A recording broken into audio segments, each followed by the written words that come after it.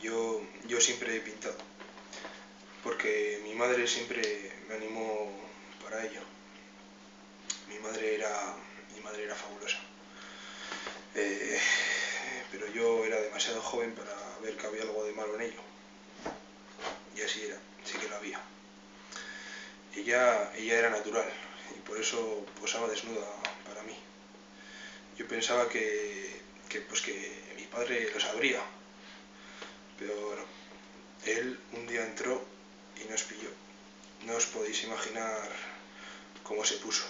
Empezó a gritarnos y se le fue de la mano, se puso muy violento.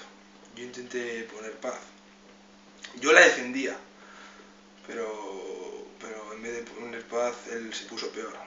Yo le dije, no está desnuda, es arte. ¿Sabes qué hizo? Pegarme. Pegarme hasta dejarme inconsciente. Y ella igual. Y así con el tiempo dejó de hablarme. Una mañana que me iba a ir a la universidad, me estrechó la mano. Y en esta estaba repleta de dinero. Y me dijo esto, no quiero que vuelvas, no quiero que vuelvas. Y cogió, se dio la media vuelta y se marchó.